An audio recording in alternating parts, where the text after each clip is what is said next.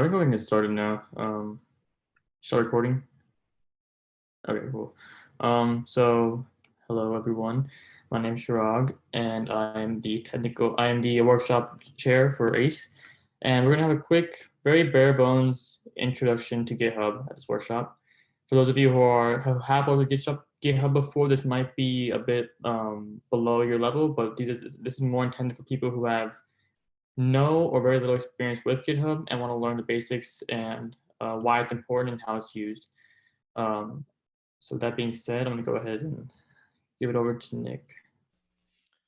So what is GitHub? GitHub is a cloud-based system used by developers to store and manage their code, as well as track and control changes to their code. There are two main principles that guide the usage of GitHub: version control and Git. Version control allows developers to safely access different versions of their code through merging and branching. This helps with any, if you're working on a project and you lose some of your code, you can always go back to a previous version, or if you make a change you want to go back on, GitHub makes that very, very easy. On this, Git ensures that the entire code base and code base history is available on every developer's computer. This helps a lot with collaboration. Anyone can access the private repository through GitHub. What can I do with GitHub? The two primary benefits of using GitHub is ease of collaboration and secure backup. An online Git allows access to a private repository for any developers on your team, regardless of their physical location. Especially now, it's very hard to collaborate in person. Everything has to be virtual, so GitHub is very helpful in that sense. Developers can pull code from the private repository, edit it themselves, and then commit any changes for others to see. GitHub's online repository also provides a simple way for developer to store their code and the version history of their code in case any issues such as losing code or if you want to go back on a change arise during the project. All right, so I'm going to go ahead and explain some basic GitHub commands. All these are used in like the terminal or the command line. So for those of you who are not familiar with that, it's just like the black box you see when you do like special coding stuff, right?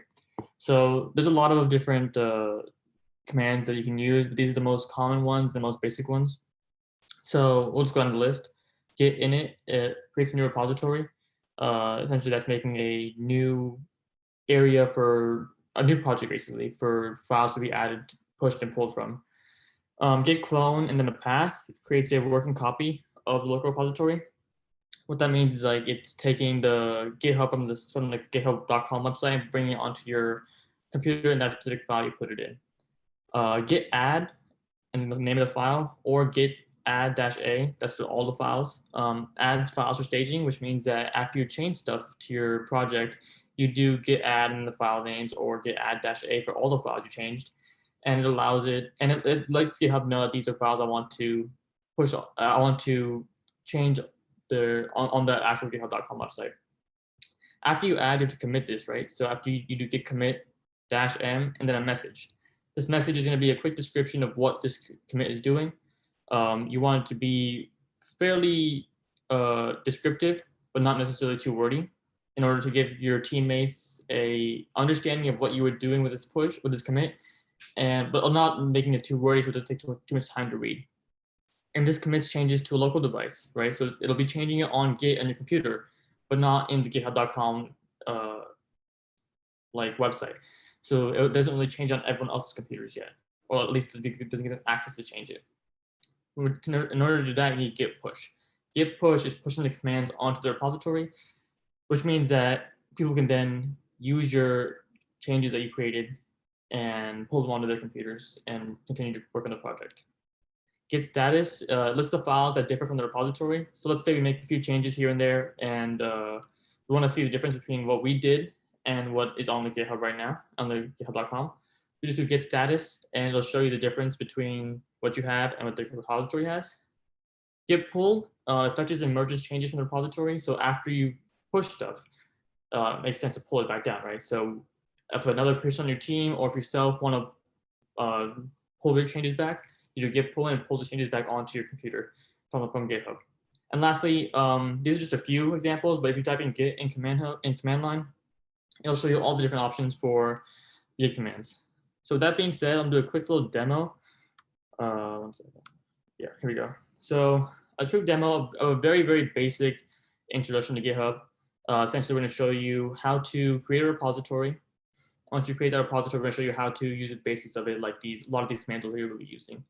The first thing we're going to do is go to this GitHub page, github.com. I'm logged into my repository right now. It's very easy to make an account, so I recommend that all of you try it out in your own time. So make a new repository. To give it a name, we'll just give it like GitHub demo today, I guess. Okay. Wow. All right, there we go. And then I'm just gonna make it with a README file. This is just to it's just a file where you just put information about the project. So since it's just a demo, I'm gonna like not worry too much about everything. But like I said, here's our repository. We see we have the README file from earlier. Right now it just has this in it, but we can always add more to it later. But now what we're gonna do with this. So now this allows for collaboration between different people and different teammates. So first what we're gonna do is actually take this repository and clone it onto our computer. So to do that, we're gonna use the command line. Ignore my messy background, but this is the command line, little black boxes. And so some other things you might want to know, some basic command line commands, I guess. So I'm on a Mac right now, so I use ls. That shows me the files in the directory I'm currently in. So right now I'm just in my file in my user. So I have my applications, documents, so on and so forth, right? If you're on Windows, it's dir, dir. In order to go into one of these, right? Let's say I want to go into my documents. I have to do cd and then documents, and then hit enter. And now if I hit ls again, this is my documents. I know it's also very messy, but whatever. So I made a GitHub thing for this demo, so I'll go into that. And now I have two people, John and Steve, right? I just made two names up. So essentially, these are two different people. Just imagine they're working on different parts of the project, right? So let's go with John first, right? So let's go into John's folder. So this is on John's computer. Just pretend like we're on John's computer. So now you see we have nothing in here. But if I did ls, we have nothing in here. So what we're going to do now is we're going to take this repository and put it into John's computer, right? So we're going to do git clone, and then we're going to take this link here, right? Copy it and paste that right here, and hit enter. And we see that now we have cloned this repository into this folder. So now if we hit ls again, we see this GitHub demo, which is this folder that's opened up. We go into that, and we see we now have this read file, which is right here, right? So now that has pulled from the repository onto the local computer. So now this is on John's computer. So now what we're going to do is we're going to make a new file. So let's say if I go to Visual Studios really quickly. This loads. Okay. It's not what I want. Hold on. Give me a second. I need a new window. It's another project I'm working on.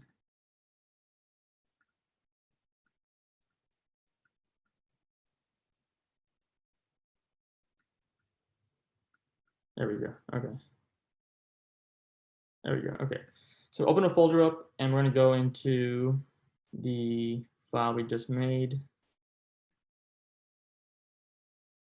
So open this up, and now let's say here we have a README from before. Let's say we want to make a new file. Let's call it index.html. So in this index.html file, we're going to make a quick little HTML code. We'll just do something really simple, nothing too fancy, just hello world, I guess. All right, save that. Now we have this new file we just created, right? But the issue is that if someone were to come over here, there's still no index.html here. So what we're going to do is we're going to push this onto the repository. In order to do that, first thing we should do is do git add. Like I said before, add just tells Git that we want to add this onto the repository. So we can do add index.html, right? And now this has been added. So we do git status now.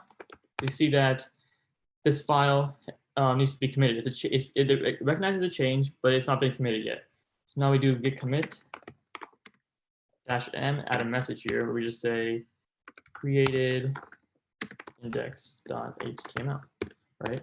So now we see that this has been committed. We do git status again. We now have it says use git push to push it onto the local commit, to push the local commits, right? So we do git push, and now we see that. Okay, take a second, but now we see that if we come over here and refresh the page, that this index.html has been added, and that's our code right there we just wrote on our local computer. So now that shows how we kind of push something onto the code, right? What if we want to pull something down? Let's say now we go to Steve, right? Steve over here on the other file I made, he has he wants to now use this code that was written. So let me just really quickly go into Steve's folder. 1 second. Go to Steve. All right, now we go into Steve's folder, and he has to first take the 1 second. You have to. Oh no, that's not what to do.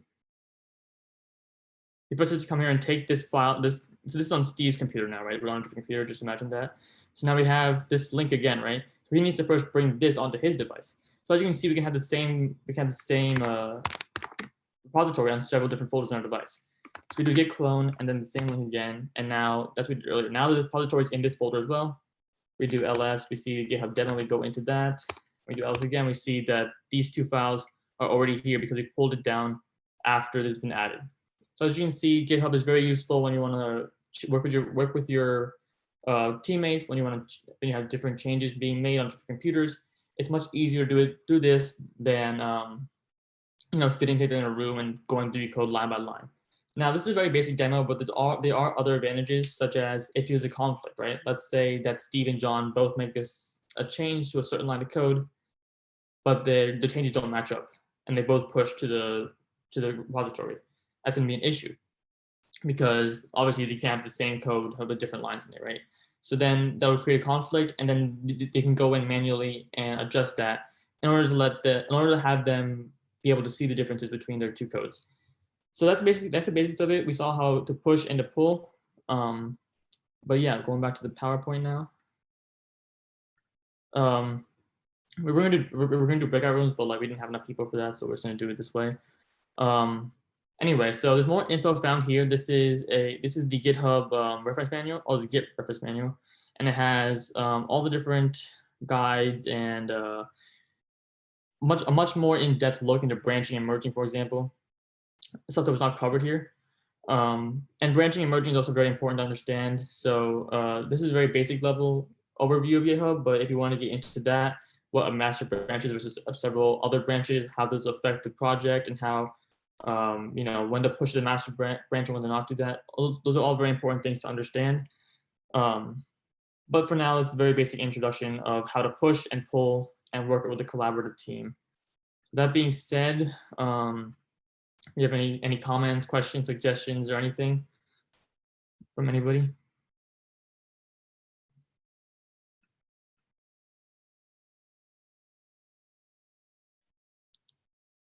No? All right. Nick, anything else? No, it was a really good demo. Very good job. All right. Well, in that case, I mean, we're pretty much wrapped up here. So we have prepared